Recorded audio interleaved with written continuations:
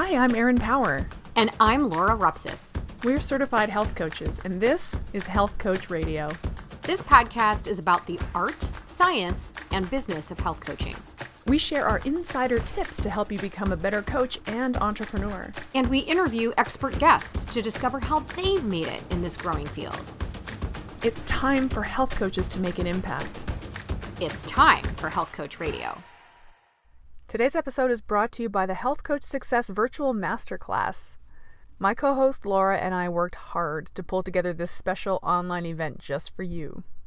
It's a 5-day mini course in which we interview the best and brightest health coach and marketing experts on the planet to try to understand how they've become such great coaches and entrepreneurs.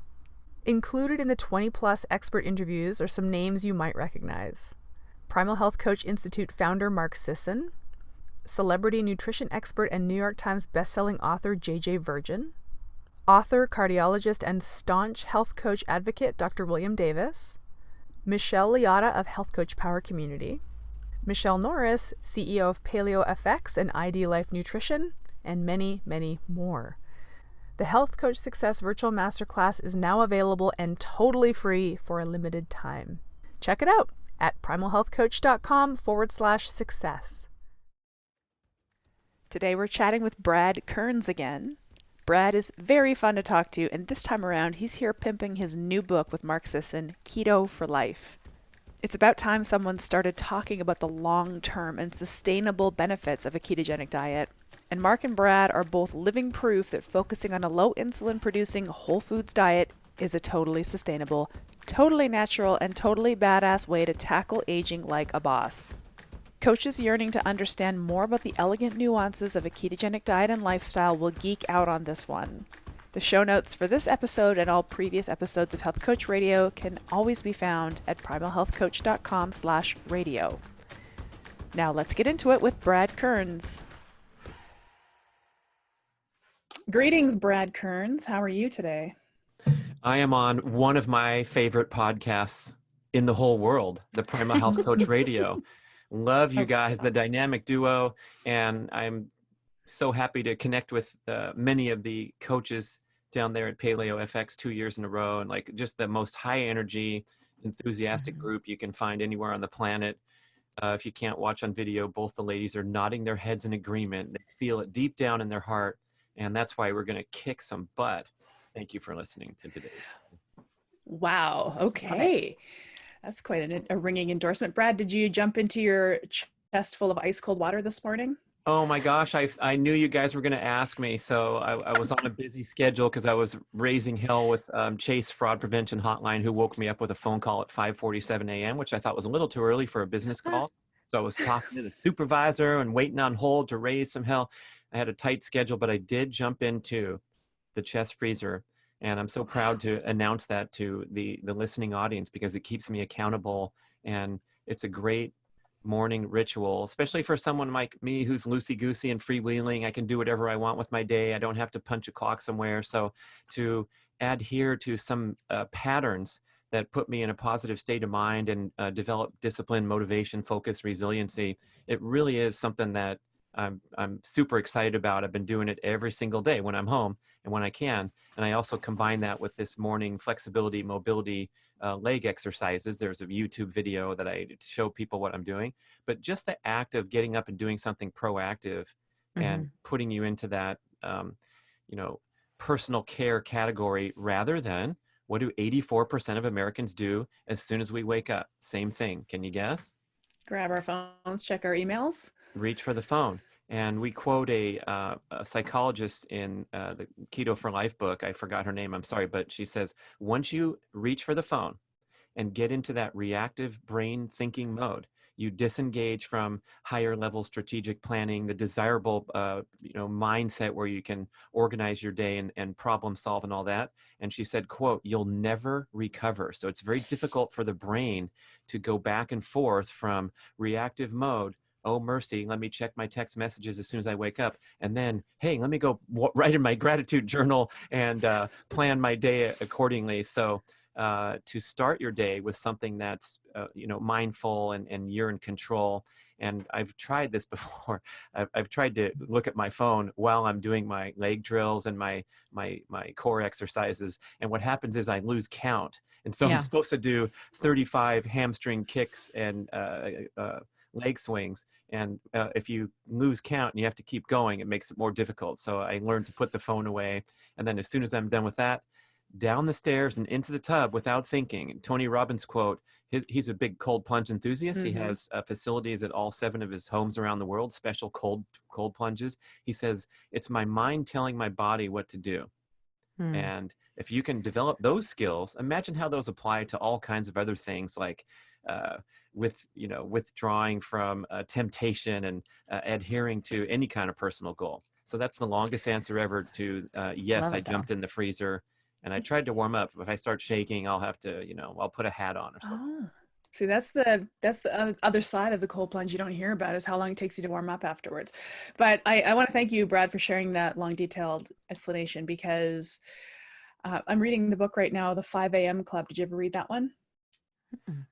No, I don't wake up till, today at 5:47 when the call came in, but I don't know. Are you allowed to read it, or do you have to wake up at 5 a.m. to start reading? Well, the 5 a.m. Club is actually it's a fictional book about this philosophy of waking up at 5 and owning your morning and owning the day. And it, the stuff you said about the never recovering from having stared at your phone first thing in the morning, that stuff freaks me out, but I believe it. So this whole book is based on, like, there's four responsibilities before the day starts: that your mindset, your health set, your heart set, and your soul set. You have to do something for all 4 of those aspects of your spirit, I guess. And the cold plunge made it into the book, and it's like, I'm gonna have to start doing this, but I just don't like being cold. I'm afraid to do. I have Raynaud syndrome, so if I get cold, like, my fingers go white, my toes get white, and to recover from that takes a long time. And so I'm afraid to even try that. So there's got to be something else I can do that would send a similar signal. I don't know. Can we get a pill? How about a hot sauna? You could go into the boiling hot sauna as your temperature therapy in the morning. There is some research, Laura, that those circulation problems can be benefited from cold exposure. Really? Yeah, I have to find that. I'm writing a book about cold therapy right now because I'm so fascinated by it. So I'm digging into everything, and that was one of the things that came up. That I get cold fingers too. Like when I'm skiing, I have to pull the things out of my glove and make a fist because my hands are so cold, and no one else is complaining. So I'm kind of in that category too. I'm not some person that's naturally better at jumping into a chest freezer. It's freaking cold in there. But the meditative experience where I can control my breathing and override the body's initial stress reaction to the cold, that's what it makes me more resilient to all forms of stress, but even cold, of course. I like that. All right. Anyhow, Brad, what you got going on? A new book or something? Tell us. I'm sorry, I can't concentrate right now because I'm thinking about that 5 a.m. club and tripping out because, if you wake up at 5 a.m. and build this wonderful discipline habit, but I have a belief system that thinks I need to sleep as much as possible because I come from the athletic realm. That was my background. And I slept, when I was on the pro circuit for 9 years competing as a triathlete, I was asleep for half that time. I slept for 10 hours every single night, and I took a 2-hour nap every afternoon. So, that's 12 hours a day for 9 years. And being immersed in that lifestyle and then getting spit out and having little kids and sleeping way less than 12 hours a night, interrupted at that, it was kind of a rude awakening because I felt like it adversely affected my health in comparison to being this luxurious, it's like the old Greek Olympics athletes who people fed them grapes and they were, some of the wealthiest people in society, and they lounged in the baths all day and then they trained. And that's what we were going for, was that, experience where you took the best care of your body possible. So, if I start waking up at 5 a.m. This is my struggle too. It's like, okay, if I wake up at 5, I have to go to bed at 9. No, 8. No, 9. Math, 9. So when am I going to have time to enjoy my hobbies? When am I going to have time? Because, you work all day, and then when you want to go for a horseback ride, it's pitch black out by 5, like, it's that I struggle with it. Like I believe in building these rituals and cultivating discipline, but I also believe in just like really enjoying my life. And it's like, how can those two things coexist? I'm struggling with that. Dang, I think we should do the whole show on that. And really, coaches, this is a huge one, not only for Yep. your own personal endeavors, because probably 99.7% of the people listening are really on a healthy, focused, dedication track to health. We don't need to like pound these hammers down. And so, where is that fine line? And I struggle with that every single day because, you know, the list of to-do objectives gets really, really long the deeper into this health scene that you get. And then what could go by the wayside? And one of them is just that security of having a crazy day and not worrying about it and not necessarily, checking all the boxes. So, and when I was an athlete, especially, I mean, you had to be in a state of happiness and work-life balance and all these great things. So I had to be enjoying my life, but I also had to be so dedicated and focused and training so hard. And then I'd watch guys that were winning the races, and those mofos had a narrower and narrower life such that they couldn't even pay their phone bill because they were too lazy to write a check and write a stamp on it. I was staying with one athlete who should remain nameless, one of the greatest athletes of all time. And he was really upset because they cut off his phone. He drove his bike down with me to the phone company in Boulder, Colorado, and went crazy that how dare they cut his phone off. And they go, well, we haven't paid your bill in 90 days. And he's like, what bill? And I was just observing this interaction going, wow, this guy is so locked in that something as simple as paying a phone bill is outside of his realm of focus. And guess what? He won a lot of damn races in the past 90 days. He could pay for the reconnection fee and all that. But it was an insight like, if you really want to be number one in the world in something, you have to have this crazy, unbalanced, extreme life. And raise your hand if you don't really care so much about being number one in the world and you just want to kind of enjoy yourself, interact with your family, promote longevity rather than compromise longevity, which is a wonderful goal. But a lot of these things have gotten too extreme. And I think now we can transition into the desired, track line of our call here, where the ketogenic diet is one example where people have gotten all super popular. Now it's been misapplicated, misapplied, misinterpreted, distorted, and it's a little bit frustrating. Yes. Yeah, on both sides, man. I mean, I see, we were just talking about this before we recorded, where people have bought into it. They're so evangelical that anything that's not quote unquote keto is like evil, right? And then you've got the other side of the equation who just is so against keto because it seems like a fad, because people seem so crazy that anything with keto attached to it is now a bad thing. And the truth, like, all things probably lies somewhere in the middle. And so we're really excited to talk to you about what you found in writing this book about keto for longevity. What did I find? Wow. Where should we start? I'm sure there's a lot. Well, first of all, maybe we start because one thing you always hear is you can't keep it up long term. It's temporary at best. So what do you say to that? Right. So when this thing went crazy into the mainstream, it's that basic idea that if you restrict carbs so much so that you'll start to prompt your liver to make ketones. And it was a wonderful new discovery to lose weight. Guess what? It's one of the oldest evolutionary adaptations we have because the human brain needs to continue functioning optimally with or without food for survival. So when we're starving or restricting carbs, we can get into this state of ketosis. And when you're burning ketones in the brain and in the body to a lesser extent, but mostly you're burning fat in the body and you're burning ketones in the brain, this is a highly optimized metabolic and cellular function state. These fuels burn much more cleanly than glucose. Glucose is great to burn. We evolved to burn that really well too. And it really helps for explosive efforts and all these kind of things. But it's sort of a very delicate backup fuel source that we use for short duration, such as binging on berries in the summertime so we can get fat for the winter ahead when there's not going to be as many calories. So that's a wonderful evolutionary adaptation too. Now we have this extremely high carbohydrate diet since the advent of civilization and escalated to the ridiculousness today where, we're destroying our health due to the excess intake of carbohydrates.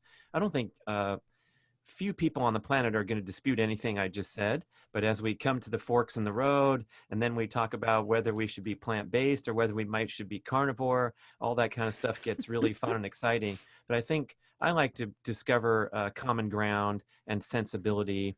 And then we can go off on the deep end with some other guest who's a scientist that's been studying these things. But I'm kind of like trying to live a healthy life myself and sort through the confusion, and also connect with people who aren't doing this, living and breathing this every single day. So when I go over and see I get together with my childhood buddies in Los Angeles every couple months, and we talk about life and reconnect and have fun. And none of them are employed in the health space. They're into their own lives that are very busy and engaged in other directions. And so it's a good experience for me to sit with real people rather than Paleo FX crowd. No offense to that crowd. That's awesome too. But what are the hot points for real people? Hey, tell me, is this energy bar good or bad? Well, Right. it's in a wrapper, so already you're getting graded down from an A to a C plus. But a C plus is okay. That's better than a Snicker bar, but not that much better. So what we've discovered, or what that central point I was trying to make, is that when you can disengage from carbohydrate dependency lifestyle and drift over in the direction of being fat and keto adapted, you're quite likely saving your life, as we look at the epidemic health consequences of metabolic syndrome, which is directly tied to excess insulin production. So when you can produce an optimally minimal amount of insulin over the duration of your life, you are going to live to your longevity potential. And when you exercise, you get away with some stuff because you're burning energy, and so you're not going to produce as much insulin when you refuel. It's going to go right back into your glycogen stores. So the healthy, active people that are moving around all day can get away with more. But when we're talking about that person who sits around and lives off of regular feedings of high carbohydrate meals, that's a certain recipe for disaster. There's a gal I know who's trying keto to lose some fat, and she posted on her Facebook page, I'm trying keto, I'm going to go low carb. And somebody chimed into her Facebook page and said, oh my God, I'm epileptic and I don't even do keto. That's why keto was invented. It was invented for epilepsy. And I wanted to say, it wasn't invented. It's not an invention, for crying out loud. Like, anyways, I disengage from those conversations because they infuriate me. But thank you for reminding us that it's an evolutionary adaptation that we have had within us for millennia. That's just my little rant for the day. But I want to dive in, like, mechanistically into this relationship between insulin, like hyperinsulinemia, and how it affects longevity. How does that work? Is it the inflammatory nature of a high insulin producing diet, or can you kind of walk us through that a little bit? Yeah, excess glucose is highly toxic in the bloodstream. That's why a diabetic will collapse into a coma very quickly if they don't get their insulin. So when you put too much glucose in the bloodstream, your body has to immediately respond by removing it quickly with the surge of insulin. And so when you get into this pattern of excess glucose, excess insulin, they both create oxidative stress and inflammation in the body. You get these things called advanced glycation end products formed when the glucose is floating around. There's too much of it, and it binds with important structural proteins throughout the body and wreaks havoc on their function. Proteins, the building blocks of all the cells. So when you talk about, like, the longest lived cells in the body are the retina, kidney, cardiovascular cells. What do diabetics suffer from in general? They have vision problems, they have kidney problems, and then cardiovascular disease is a huge number one killer in modern society. So those can all be traced to this disastrous consequence of eating too much carbohydrates and having to respond with insulin surge. And so it's pretty simple. It's destroying your health in every organ and every cell in the body to have that pattern. And you can escape that by trying to rekindle this wonderful attribute we have of burning stored energy. So you have your stored glycogen. You can go do a workout, and if it's an intense workout, you're going to pull glycogen out of the storage areas of the liver and the muscles and burn it. And then you're going to go eat a meal and restock glycogen. And then when you're at rest and not exercising strenuously, your default source of energy is fat. And so when you get good at burning fat, insulin has a counter-regulatory hormone called glucagon, and glucagon's job is to pull energy out of storage into the bloodstream to burn it. Insulin's job is to take nutrients out of the bloodstream and store them to protect yourself from dropping on the ground, like I mentioned with the diabetics. So when there's too much insulin, insulin is taking energy out of your bloodstream into storage. And guess what happens after that? You get that insulin crash because there's no more energy in your bloodstream. Gary Taubes, the famous best-selling author, says it well because someone who's obese and metabolically dysregulated, they're literally starving for energy because their bloodstream is out of energy because it's all being transported to storage. And they have plenty of energy in storage, but it's inaccessible because there's too much insulin. So what happens is you're tired because you don't have energy in your bloodstream, and you're starving because that's the signal you're going to get. Your brain's going to say, go eat some food because you're out of energy in the bloodstream. And so all the energy is locked away in storage, and you're hungry and you're lazy. So the quote is, gluttony and sloth are not symptoms of obesity. They're the causes of obesity. So as a coach, we have to have that tremendous compassion and look at people who are not as fit in the world as prospects. No, just kidding. Look at people who are not as fit as suffering from metabolic dysfunction, such that they're too lazy to work out, and they're also hungry. They're too hungry to stop eating on time. And then we can kind of open this thing up to, lowering insulin production in the diet and starting to get good at things like fasting. So fasting kind of should be the centerpiece of your ketogenic journey rather than stuffing your face with fat, which is another hilarious distortion of the original intent of the ketogenic diet, that we think for some reason that somehow got passed on along the telephone line, that if we eat a lot of fat, we're going to make ketones. So the best way to make ketones is skipping meals, prolonging your fast, and that's when the liver ketone production is prompted. And you also get other benefits such as mitochondrial biogenesis is stimulated, making more healthy mitochondria to burn energy more efficiently, as opposed to, let's say, the amazing popularity of these ketone supplements, which have certain interesting applications. But if you're consuming calories, then you're interfering with fat burning, and there's a better way to support this goal of being keto and being healthy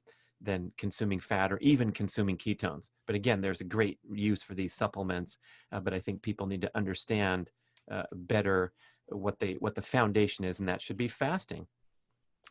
So I have a question as we speak more along the lines of the concept of longevity, right? This sort of lifestyle and dietary approach as we get older, because I have seen through my coaching practice, and maybe Erin can say whether she feels the same way or notices the same thing. But I mean, I hear from my clients all the time that, as I get older, it's harder and harder for me to lose weight. I just notice both in myself and in my clients that the older we get, the lower our tolerance for carbohydrate and sugar really is, right? So what I don't know is if this is just a biological happening of what's happening in our body as we age, or if this is just the culmination of years worth of abuse, right? And damage over time. So, first and foremost, am I on the right track here?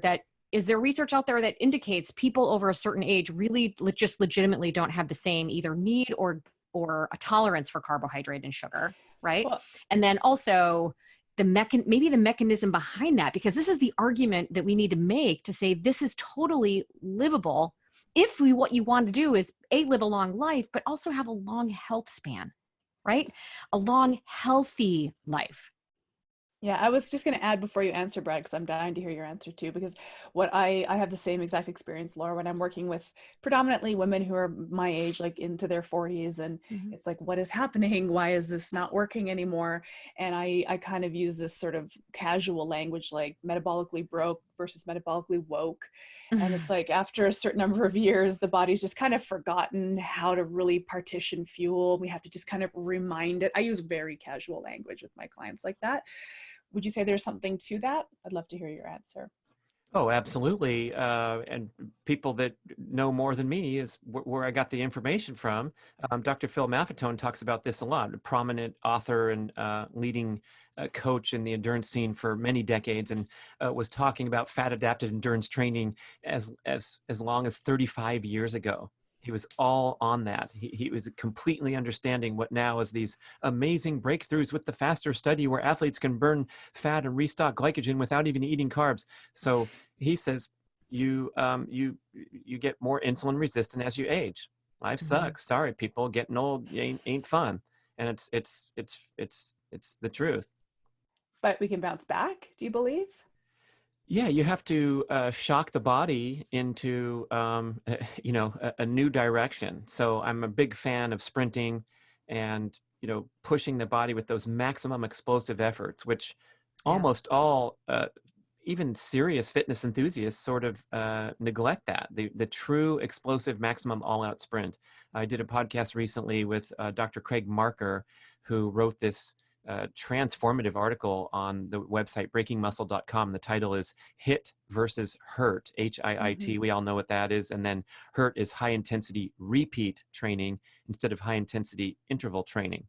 And the gist of it, go read it, but the gist of it was when we're doing these interval workouts, they are a prolonged and exhaustive attempt to maintain whatever arbitrary output. So we're going to go to spin class. We're going to do 10 30-second sprints at the end. Okay, ready, everybody? And we're going to rest 30 seconds and then sprint again for 30 seconds and then rest and then sprint again. All right, 2 more. You can do it. You can do it. And what you get is an exhaustive, depleting workout that's going to trigger your appetite, particularly for carbs. And you're going to kind of get stuck in a high-risk exercise pattern where you can become exhausted over time because you're asking too much of your body. And the workout itself, those aren't really high-quality sprints because you didn't rest long enough to deliver a truly explosive effort the next time. And also 30 seconds is too long for the body to truly sprint. So I transform my own sprint workouts to take the duration of the sprint down a little bit into this sweet spot of 10 to 20 seconds. So the maximum length that I'll go with a full all-out sprint is only 20 seconds, maybe 10 seconds if I'm doing high impact like running. And I'm in that window there. And then my rest interval is what Dr. Craig calls, quote, luxurious rest interval. So I'm at the track, and instead of being a badass and saying, all right, let's roll, here we go, 15 seconds recovery, and let's do another one, I can do it on the spot because I'm competitive and I'm just driven and I want to accomplish great things on my workout. But the cellular destruction that occurs and the cumulative fatigue that occurs from doing this awesome workout where I feel great at the end, I feel like crap 36 to 48 hours later because I'm an old guy trying to do what high school varsity track athletes are doing. So to kind of, modify this approach where once in a while you challenge yourself with a truly explosive high output effort that doesn't last for very long, and you have a very long recovery period before you do another handful, that can be a trigger that prompts your body to drop excess body fat that is not coming off through other frustrating methods like calorie regulation and all those kind of things, or burning a ton of calories at a succession of workouts at your CrossFit center or at the gym. So I think that's a real breakthrough that we can explore to say, if you want to drop excess body fat and you're counting your years, I'm in my 50s now and I notice those things like longer recovery time, but I'm not going to accept that I'm just going to be fatty popcorn boy for the rest of my life just because of my age. There's ways you can get around this. And I hear the females talking about, well, postmenopausal women are going to add more fat because of this and this. And I'm like, yeah, go on Google and find some of the postmenopausal women that are setting records in Masters Track. I just saw some lady, she was in the 50 to 55 and she ran under 60 seconds in the quarter. That's my goal. That's my goal, Chicky Poo. How did you do that? Yeah. And so people that are, getting the most out of their body with exercise and doing it correctly rather than doing it in a flawed manner. Because that story I just described about the 30-second workout at the spin class where you're trying to do 8 and 9 and 10, guess where those people are headed after the workout? They're headed to the long line at Jamba Juice so they can throw some more sugar down their throat, and that's not going to affect their body composition goals at all. So whatever age, and then the cold exposure, there's great research now.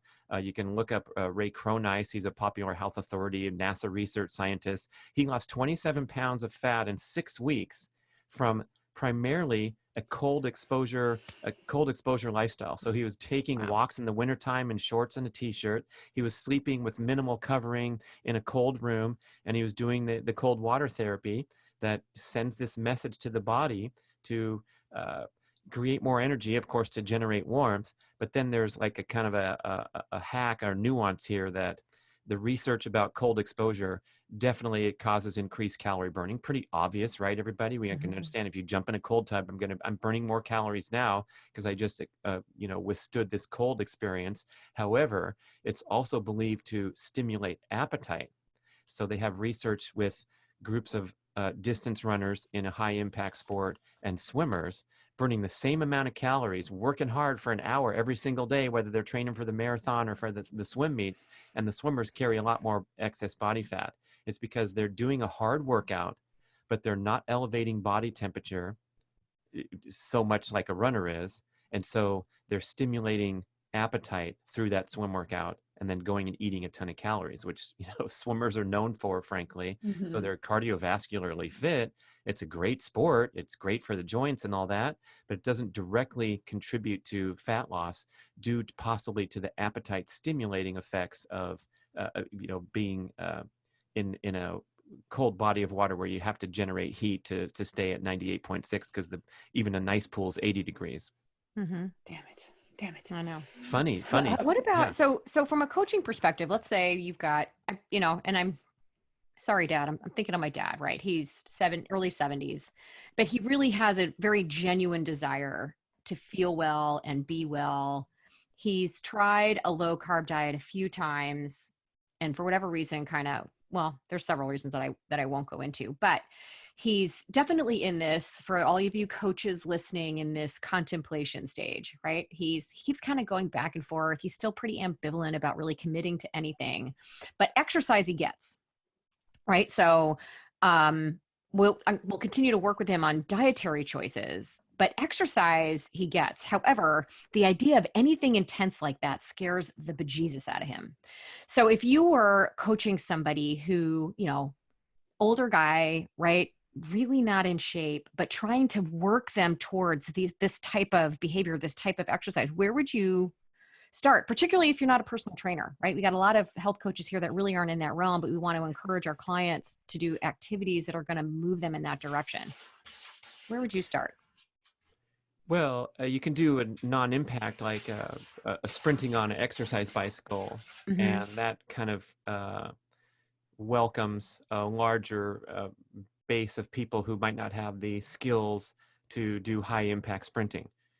Now, for losing excess body fat, the high impact is going to be vastly more successful than anything that's low impact or no impact, because you're sending a powerful message to the body when you sprint to get rid of excess body fat, because the penalty for carrying fat around when you're sprinting 100 meters is so severe.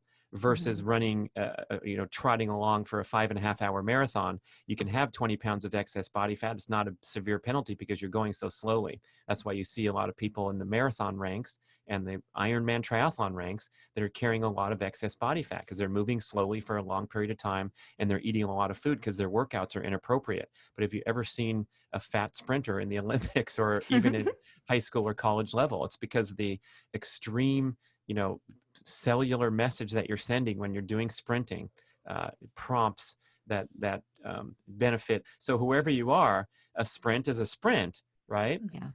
Going between 10 and 20 seconds. I don't care how far you go, just challenge your body and then make it a really doable workout by recommending that you have a long rest period before you do it again. So you walk away from that track or wherever you're doing it, and you don't feel trashed, like that sensation that we get when we've worked out at an extreme group exercise class or something that's, traumatized us to the extent that we're going to be famished and fatigued and suffering from all these after effects later. So it's really, it's fun in that way, because even if you're not geeked up about fitness and you don't have high motivation levels or whatever, you can go do something that's really, really good for you that takes very short time commitment.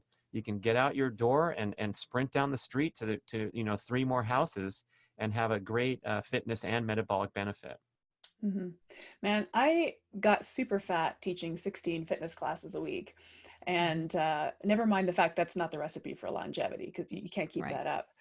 But so just to close the loop, the difference between high intensity interval training and high intensity repeat training is in the length of the recovery. Because interval training is like work for 30, rest for 30, work, rest. And you're saying that the repeat training is work and then work again whenever you feel like it. Is that the difference between those two philosophies? That's one of them. Yeah, good. Thanks for pointing that out and clarifying that. So what we want to stay away from is a prolonged, exhaustive, depleting workout. Uh, Except for once in a while, if you're going for the CrossFit Games, you're going to have to simulate that experience in training. If you're going for a triathlon, you're going to have to do some stuff that's pretty strenuous. But by and large, when I'm at the fitness facilities, I look at these people's faces and I'm like, do you realize you're training more strenuously than Kipchoge, the greatest marathoner of all time, who's running at 80% of his capacity at almost every training session? Yeah, he's running 5 minutes and 15 seconds per mile. But that being aside, even the elite athletes are not pushing themselves as hard as the average fitness goer, the average CrossFit participant, the average jogger in the group charity training programs who are exceeding their aerobic heart rate by 10, 20, 25 beats. It's a disaster in the fitness scene, and it's not talked about enough that we're pushing ourselves too hard. So in regard to cardio, we want to keep that heart rate way down into the fat burning zone. So we can talk about that separately, but to answer the question about how to push yourself and do a quote unquote proper sprint workout, you want to go in between 10 and 20 seconds to sprint, never longer than 20 seconds for a true sprint workout. You want to have extensive recovery such that your second, third, fourth, fifth, and sixth effort are of similar quality and similar rate of perceived exertion to the first one. So the sixth one is not time to man up. It's the exact same stress on the body as the first one. And of course, you're going to fall off a little bit, but I think the listeners get my point that you want to have quality and explosiveness at every successive rep. And then you're going to get to a point where 6 is enough. Not 12, not 14, because that by definition is not a truly explosive effort. If you can do 14, congratulations. I got your email. Props to you. Now do half as many and get back to me next time and see how that went. So it's long rest, short duration, and overall quality. Infrequent workout. It should be only done once a week is plenty, as we've written about for 12 years in the Primal Blueprint and everything else. It's like, go out there, sprint. The rest of the time, most of your exercise, if it's cardiovascular, should be down in the fat burning heart rates, because when you go and do a workout in the fat burning zone, you'll teach your body to burn fat 24/7. The workout stimulus is profound. It's going to send a great message to your body throughout the course of the day. But if you drift over that aerobic heart rate and start to burn a greater percentage of glucose and less fat, which is what happens as you speed up, then you're going to finish that session. You're going to have that familiar sensation of feeling a little drifty and lightheaded and thinking Jamba Juice doesn't sound too bad right now. That's an indication that you have transitioned into the glucose burning heart rates, which sends a profound message to your metabolic function 24/7 that's going to drift you back in the direction of carb dependency. So I know you said closing the loop, which is not Brad Kearns' strong suit in some cases, but to close one loop, when we're trying to go keto, and count our carbs and prick our finger and write down every carb that we ate and make sure it's under 50. And then you go do your workout and your heart rate bounces up above the aerobic limit. You are going to push yourself back in the direction of carb dependency. What else pushes you back in the direction of carb dependency? Stress, fight or flight, sympathetic nervous system dominance is aligned with carbohydrate cravings and carbohydrate burning. Because when we're in fight or flight, we're burning quick energy glucose. Gluconeogenesis is the extreme example where we're converting lean muscle tissue into sugar to fuel our needs when we're really in fight or flight. So if you're in a personal family crisis for 6 weeks and you're heading to the hospital every single day and you wake up and your hands are shaking and you're in that crazy fight or flight mode, you're not even hungry. someone's trying to offer you a scone for breakfast, and no thanks, and I haven't eaten since 2 days before, because all you're doing is making sugar and dumping it into your bloodstream to survive this personal crisis. So we want to get away from all that nonsense, especially when we have control over it, such as our workout heart rate. So since I've been talking about this a lot, I'm throwing out there that the aerobic maximum is 180 minus your age in beats per minute. So let's say I'm 40, 180 minus 40 is 140 would be my maximum aerobic limit for the a properly conducted cardiovascular training session. And believe me, if you haven't done this and you're willing to embrace a healthy way to train rather than a destructive way, and you put that heart monitor on, the beeping comes at a shockingly slow pace. Yeah. And so to understand, that's the point where you're burning maximum fat calories. And if you were to speed up, you're going to burn more calories because you're going faster, but you start dropping fat burning in favor of glucose burning. And that's where you are compromising a lot of the intended benefits of the workout, which is to teach your body to burn fat, maybe drop a few pounds of excess body fat. All those things are really greatly supported by aerobic exercise, but it has to be in the proper heart rate zone. So 180 minus your age is the major takeaway here, that you want to limit almost all of your cardio training sessions to workouts in that zone. Do you address strength training at all for this age group and for longevity? Because, whatever, I have a personal bias there, but I see folks like my mom who I can see it in her already, severe sarcopenia. She has a hard time even just standing for extended periods of time. Could you speak a little bit to the role that might play? Yeah, I have a hard time standing for long periods of time too. What's that all about? Like I mean, like for my mom, seriously, more than 3 minutes. Yeah. She has a hard time. Yeah. I'm like the most fidgety guy at the trade shows and everything. I just like, I'm always shifting my posture. I'm trying to do stand-up desk, but I go switching back and forth all day long between stand-up and sit-down, which I felt guilty about when you're looking at these badasses with their desks. And then Katie Bowman, author of Move Your DNA and many other books, furniture. She's like, you know what? That's great. Moving around and variations. She goes, if you just stand up at a stand-up desk all day, it's no better than sitting, because your cells are locked into one position rather than being fluid and flexible and mobile. So yeah, the hyper pattern is actually okay. I got a hall pass on that. Oh yes, but to answer your question, strength training. Yeah.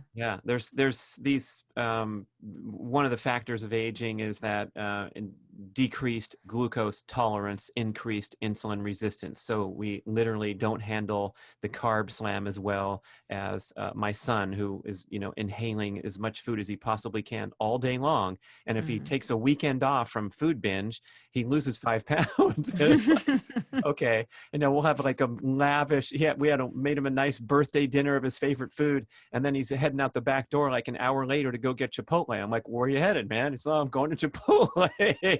Okay, so if we tried that nonsense, it wouldn't come out with the same outcome. So that's something just to accept, that we can tolerate fewer carbs. Therefore, Maffetone recommends that your carb intake decrease as the decades of your life go by. Very interesting concept. So, of course, the youngsters can get away with it. And you guys both asked, like, what's that all about? What's going on? And yeah, it's a combination of the two things you propose, Laura. The abuse of our youth and being brought up in this nasty environment where we were slammed with too many carbs since we were little kids. Yeah, it's going to take its toll. And of course, the natural process of aging is going to take its toll. But back to the book, Keto for Life, and we're trying to zero in on this concept of longevity. We're talking about kind of mitigating the chronological aging process such that it's of minimal significance when it's all said and done. It's going to be kind of like, it's truly the third most important age of the 3 ages that we actually have. So most of us operate in that narrow framework of chronological age, but we actually have biological age and psychological age, as well as a chronological age. So our biological age is our functionality based on a representative sample for people of the same age. So if I can go out there and break 60 seconds in the quarter at age 55, I'm going to be ranked in the top 15 of the fastest guys in the country for that crazy old time age group stuff. If I can do 100 push-ups and 50 pull-ups in 10 minutes or whatever the standards that are really high in fitness, that's going to equate to a lower biological age than 55 because most people at that age can't do it. And you can also go down the list with my testosterone value on the blood test, certain other blood markers, certain other competencies that you can measure, like you can do the screening test for dementia and see if you pass or fail. And that goes on all these accountable factors for your biological age. Psychological age, Dr. Deepak Chopra, greatest New Age best-selling author of all time, proposes that this is number one. This is the single most important variable for longevity, is how old that you feel. And the common thread among centenarians across the globe, I know Blue Zones is talking about how they all eat whole grains and so Lie forth. about their age. That's right. Mark did a post on that where these pockets of amazing longevity around the globe also are correlated with poor birth records. And you're like, holy F. No wonder. The Peruvians on the coastline are all over 100. Oh, really? So are the Sardinians, and their birth records are handwritten. They're carved in stone along the western wall of the church in the town square. Oh, mercy. But all those things being aside, there's a common thread among centenarians is that they have a youthful spirit. And so Deepak Chopra used those words decades ago. Youthful spirit is, right up there with how many pull-ups they can do. So I don't know about you guys, but I want to hit all those checkpoints and have a really awesome psychological age, which is, of course, strongly correlated with your biological age. So Right. if mom can't stand up for more than a few minutes, she's going to feel old when she's at the amusement park.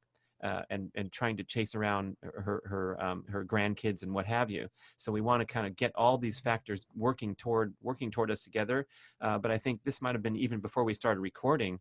We were talking about some of the challenges in the health scene right now, and one of them is we're getting really stressed out about all the things we need to do to be healthy, and so therefore it's turning into some negative energy in our life rather than just going with the flow. I'm trying to accept aging gracefully and smile when I look at my video and go, wow, I'm not as explosive as I was when I was in the state finals, when I was when I was a young lad. And it's okay because I'm out there doing my best right now. And so when we can kind of recalibrate and adjust our goals over time to do something that's, we have a lot of passion and competitive intensity for right now, it doesn't have to be important in the same context as it might have been when you were really training for the CrossFit Games. Now you're just trying to beat your performance from yesterday. And, to me, I'm trying to capture that competitive intensity and put it into all these fun things that I do. But at the same time, get over myself and realize it's not that important. That's the title of my podcast. That's for a reason.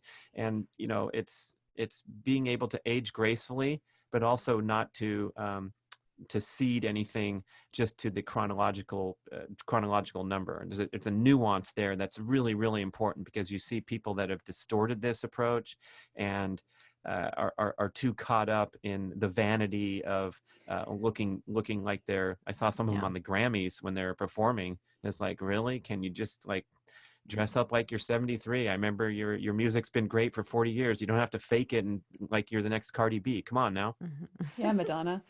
Well, thank you for dropping that knowledge bomb, because so maybe not everybody listening is working with aging population. I don't even want to say aging populations. That's a dumb term. We're all aging, for crying out loud. But so what I'm seeing kind of in not just in the keto space either, but that it tends to be the space where I spend a little bit more time than other spaces. But this concept around, dieting hard or dieting, I need to diet harder, I need to diet harder, I need to chisel this meat suit, and how that affects our psychological age. I try to instill in my clients, and I would hope other coaches out there are doing this too, but I know it takes all different kinds. I try to instill in my clients food satisfaction, life enjoyment, celebration, ritual, food love, all the other good stuff that comes along with food besides the macros and the calories and how it impacts what we see when we look in the mirror. And because I just think that we're wasting our lives. We've wasted a lot of our lives. I'm totally have a personal bias here. I've wasted a lot of my life obsessing about stupid bullshit. And now that I'm in my 40s, it's like, keto's a great tool, and all these tools are great tools, and they're important, and I like learning about them, but I'm not going to lose my mind over whether I had 29 net carbs today instead of the 25 I was shooting for. Like, you know, it brings me down to see people so fixated on diet, you know? What do you think, Laura? I agree with her. There's, you know, I do think with people that are just really waking up to, holy cow, I've been paying zero attention. And because I've been paying zero attention, it's led me down this god awful path. Right.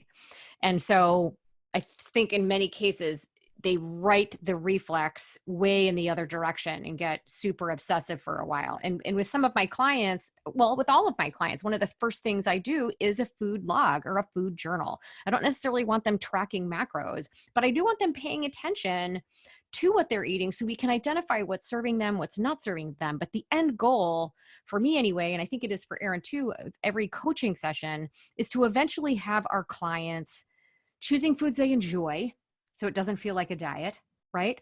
But knowing which foods serve them, and that's the predominant amount of their calories. Learning the art of satiety. We were talking about this on another podcast, like managing hunger so that food isn't ruling your life. And you naturally follow into this pattern of eating what you need to honor and nourish your body. And the weight just sort of effortlessly falls off. But I do think for many of my clients in particular, sometimes I gotta shake them to pay attention to, they got to start doing things on purpose in order to build new habits. That's, I think, the point I'm making, right? In order to build new habits, you have to learn something. You have to focus on it and do it on purpose for a while so that it becomes effortless. Yeah. There was a woman who posted in the Keto Reset Facebook group this past weekend, and I'm an administrator of that group. And I guess I was the only administrator that was awake at that time. So she posted, she was very frustrated. She'd only lost 5 pounds in a month. And she said, what should I do? And I said, 5 pounds in a month? That's amazing. Mm-hmm. Imagine if you lost 5 pounds a month, every month for 6 months, you'd be 30 pounds lighter by now. So that was my answer. Every subsequent answer was drop your carbs, increase your fat, try intermittent fasting. What time did you go to bed? How's your, take exogenous ketones. Like, it was just like diet harder, diet harder, diet harder, diet harder, not even listening to kind of the actual success soundbite that this human being had shared. Anyway, it's a personal crusade. And I think in terms of longevity, at some point we have to begin to balance the psychology. So psychological age, how do you feel in your body? How do you feel in your life? Like, people forget that, we forget about how important that is in the longevity piece. Yep. Yeah, you guys came from two different directions here, and I observed the same thing, where we observe this unnecessary extreme high stress approach to healthy living. And then on the other side, we have the wussy boy category, speaking to the male listener, and the corresponding female candidate there, where it's like, really, you're going to go through life. And what I also see is success on so many other levels, where you have people that are, society's progressing, the economy's progressing. There are people making these amazing contributions to their careers and other areas of life, being good people and good center of the family, and spreading love and good vibes around the earth. But lack of conscience about the health consequences of their daily decisions. And it's like, really, you don't have 7 minutes to do some explosive high intensity exercise during your busy workday, running the show at the big company that you built from scratch and have made this great success. And it's like, it's mind boggling to me, because I've been immersed in competitive athletics and fitness my whole life. But it's not that hard. And I think we overcomplicate it or get intimidated, or something's keeping us away from simple, basic, healthy lifestyle decisions such as, you know, eating in a more mindful manner where you honor hunger and satiety signals rather than just mindlessly throw food into the mix. It seems like we should be able to transition quickly as a society to more healthy patterns, but we don't. And for me, my biggest fear and complaint right now is the hyperconnectivity and the obsession with technology. And I see, you know, widespread destructive effects to our physical health, our social networks, on so many levels. And I'm raising my hand as a victim and someone who's contributing to the problem in my own life, and my email inbox, which remains open throughout the day when I'm trying to achieve peak cognitive performance. And we get into these patterns, and they are literally addictive. There's a great new book, The Hacking of the American Mind, by Dr. Robert Lustig. You might recognize his name from, you know, he's been the anti-sugar crusader and written great books about that. But now he's putting all these other things into the mix as, you know, triggering the dopamine pathways in the brain, not just sugar, but now it's social media, hyperconnectivity in general. It's street drugs, prescription drugs, porn, video games. There's a huge list of things that give us instant pleasure and flood our dopamine receptors in the brain, which is the hugest motivator that we have, is that, you know, pursuit of pleasure. But it happens at the expense of the potential for happiness and long-term contentment. Those are serotonin pathways. And when you flood the dopamine pathways, you cut yourself off from that happiness and contentment that we define as the most meaningful and rich life possible. And those come through things like perseverance and struggle and achieving long-term goals and sacrificing. And that comes into play when you're deciding whether or not to put your hand down the box of popcorn or you know, whatever treat or things that you're trying to, you know, navigate. And we just keep transitioning over to quick hit pleasures at the expense of, you know, long-term satisfaction. And it's really heartbreaking, because as a parent, you know, we can all, people if we're over 40 or 50 years old, we can hearken back to a time that was free from technology and all the richness of the social experience, and even free from the processed foods are not so prevalent. You know, we can remember a time that was far healthier and far better in many ways. Not to discount, you know, progress. We're not turning back, and there's a lot of good things about it. We just have to navigate it right.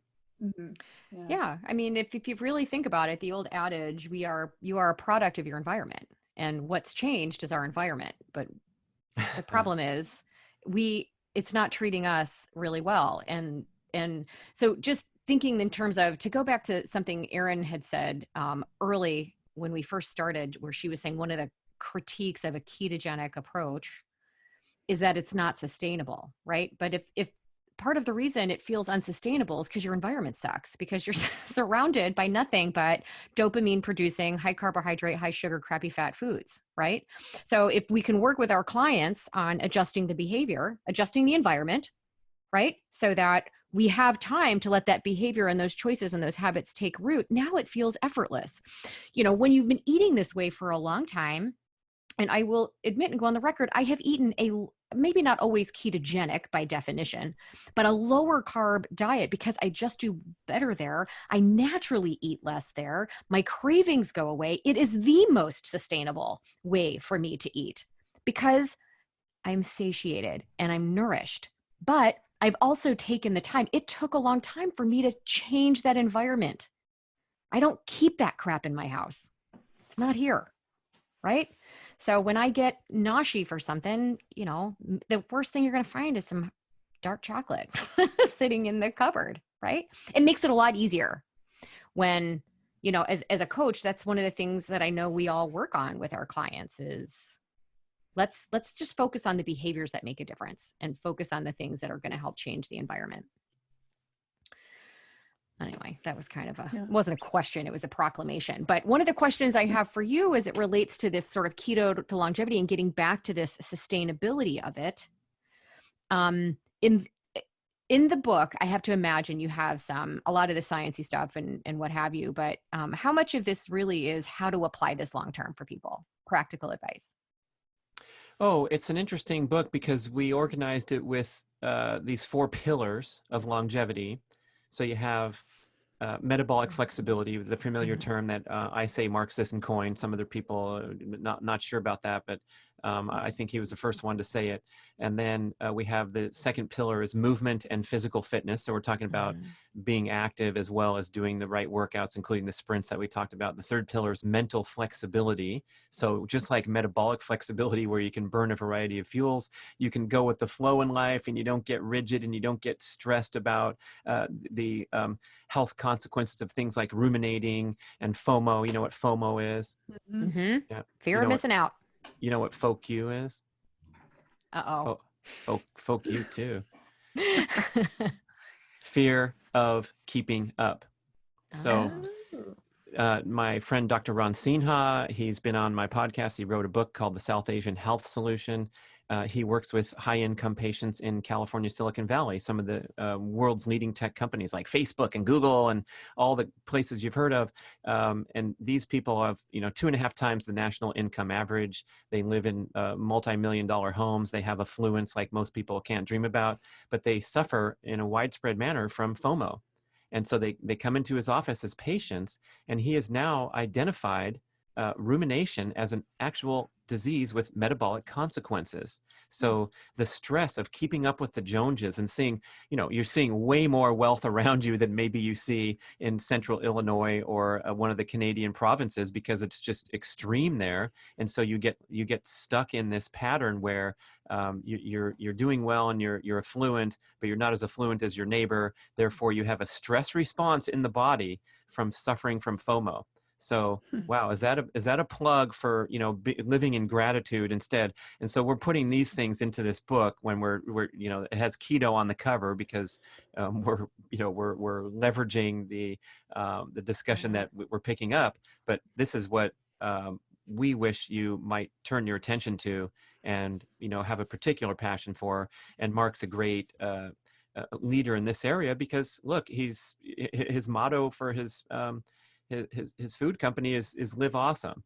And I have the privilege of spending a lot of time with him for many, many years and knowing him as a real and authentic person.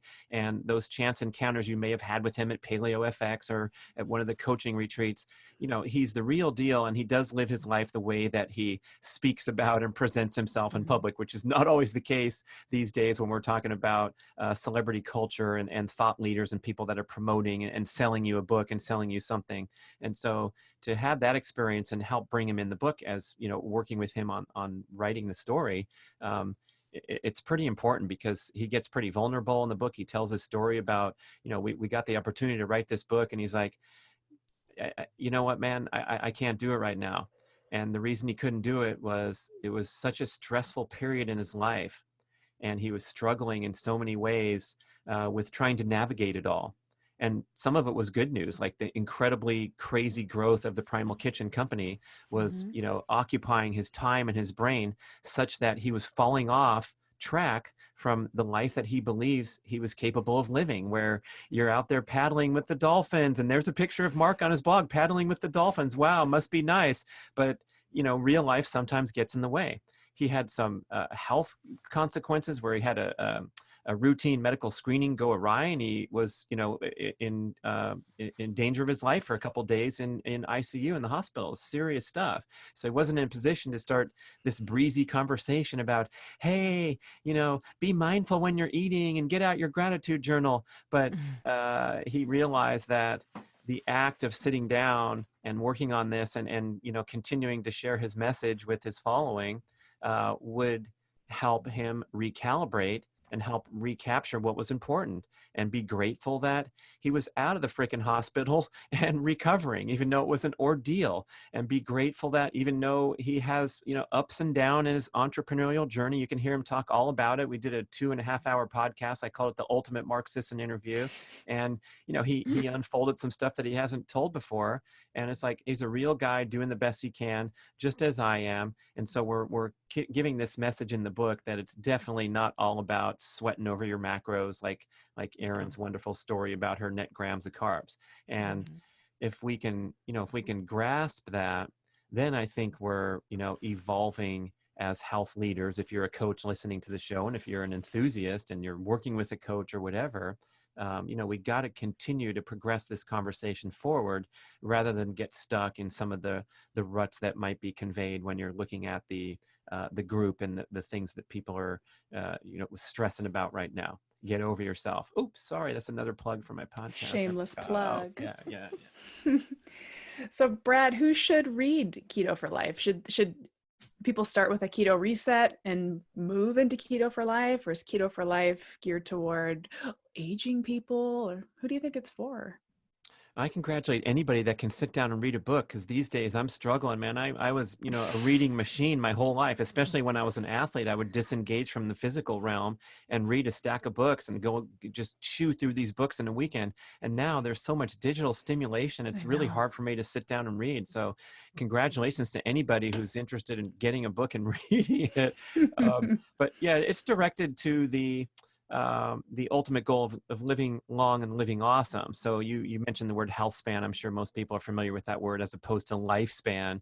And that's something that, man, we really got to recognize the difference here today, because almost anybody will be capable of achieving a prolonged life through medication, medical intervention. It's absolutely pathetic that we're doing this we wouldn't do it to our dogs, but we're, prolonging human life when the quality of life is so poor due to a succession of, bad decisions for decades prior. And then you go in to meet your maker, and hospitals are being constructed all over. I'm driving by on the freeway and there's a giant new high rise of another hospital, and we're all headed there at some point. But ideally, we would have this live long, drop dead ethos that Mark put on a shirt several years ago, where you want to have this high quality life until as long as possible, delaying all the things that are, grabbing our fellow humans and putting them into cognitive decline for 12 years and all these horrible things going on. We want to keep sharp until the very end and then have a quick and relatively painless demise. I got to say goodbye to my father last May 2019. He was 97 years old, and he had the greatest life, and he was the most wonderful role model for being a pretty chill guy no matter what life throws at you, and staying, fit and achieving his objectives. He was a championship golfer. He played wonderful golf rounds until he was 95 years old. And then he started slowing down in the last 2 years. He started taking longer naps and sleeping longer at night. And he went from, walking 18 holes to taking a cart for 9 holes. And then at the very end, we would get him up and he'd walk a half mile around the park every morning, even as an old guy. And then he started to not feel like going to the park. So we'd walk him from the bedroom to the kitchen. And it was like so graceful to see that, the recalibration of your goals and being okay with, all right, today I'm going to go for a walk and it's going to be from the bedroom to the kitchen. So we can all aspire to some graceful decline like that on account of him taking care of himself and doing everything he could do at every checkpoint along the way, such that this is where you end up. And it was, it wasn't scary, wasn't any of that, but to think about some of those other alternatives, it's just, we've all been touched by tragedy that, possibly could have been prevented. So that's who the bloody book's for, mate. It's sold in Australia too, I reckon. That's terrible Australia. I know. Even a Canadian's telling me I got terrible Aussie accent. Oh, mate, bloody heck, mate. Oh, we should have you do your Canadian accent. But no. Oh yeah, the books are selling up there too. Oh yeah. Anyway, the way you described your dad's last few years is really beautiful, and it really encapsulates that whole live long, drop dead. And I love that you described it as a beautiful just stepping down, and that's what it should be like, and it, not a prolonged sad experience. And I'm really thankful for this book, and for anybody talking about longevity and what the aging and even the dying process can and should be like. Why don't we talk about it? We should be talking about it more. It's an inevitability, and we can go on all these diets till, we can try every single diet in the book. At the end of the day, we're all going to age and eventually die. What's that going to be like? And why are we forgetting to pay attention to that? Anyway. Yeah, I'm looking forward to reading it. And, I don't know. I've got a little over a year till I turn 50, and I'm like, wow, I don't feel 50, but I work really hard to not feel 50. That's the difference, right? And it's important to me to kind of use your term, this sort of graceful acceptance of where I am and the age I'm at and what I want 5 years from now and 10 years from now and for my kids and the lessons we pass on as we age. And, I want my kids to look back and be like, wow, man, mom was a great role model for exactly how I want to age. So I think this book is sorely needed because there isn't enough attention paid to it. Nobody wants to write about it. Nobody wants to write about getting older, right? Well, what would be really cool is if like generations from now, we didn't have phrases like, I don't feel 50 because feeling 50 is you're just 50, and this is if it'd be really cool if generations from now, I'm talking like kids didn't have to look up to their mom, like your kids will inevitably look up to you, Laura, but generations from now, it's just normal that your mom's a badass, and it's just normal that everybody gracefully declines at 103 years old or whatever. Like that would be amazing if we really turned that tide. I don't know if it's possible. I want to believe it is. I like it. So when is it? It's out, right? The book? Yeah, it's called Keto for Life. And if you go over to ketoreset.com, there's a nice landing page that has the other books that we wrote beforehand. You were talking about, the other stuff was really sticking to that ketogenic diet, the Keto Reset diet. So if you're new and you want to learn how to do this the right way, you can get more into the details there. But yeah, this one takes you on a journey. So I think it's a great extension of anything that you've read from Mark before or learned in the practical sense. And now we want to get a little more all-encompassing and throw in, especially that chapter about mental flexibility, which I've done an entire podcast just talking about that chapter when I'm supposed to be talking about the book, because the other stuff is pretty breezy for your listeners, but it's time to start paying more attention to your mindset, your disposition, releasing your attachment to the outcome, releasing your attachment of self-esteem to the outcome of your competitive goals is a really powerful message that's kind of the centerpiece behind my quip that I titled my podcast. But it was my number one objective when I was an athlete was learning to get over myself so I could achieve the best peak performance disposition, which was to really compete with great competitive intensity and want to win really bad and be tough on the race course. But again, able to disengage from the result and not measure my self-esteem by what position I took in the race. Because when you start going down that road, it's just a road for pain, suffering, and unhappiness, really. Boom. Thank you, Brad. Fantastic note. Thank you, Brad, for your time and sharing all your wisdom with us and just the way you look at the world. I just think there's so much positivity to it, and so much I guess just empowerment that you can inspire in others by just the way you look at things. So thank you for sharing that with us on the podcast and in the books. Thank you, Primal Health Coach Radio. I was waiting for the jingle. Peace out. Bye. This podcast was brought to you by Primal Health Coach Institute. To learn more about how to become a successful health coach, get in touch with us by visiting primalhealthcoach.com/call. Or if you're already a successful health coach, practitioner, influencer, or thought leader with a thriving business and an interesting story, we'd love to hear from you. Connect with us at hello@primalhealthcoach.com and let us know why we need to interview you for Health Coach Radio. Thanks for listening.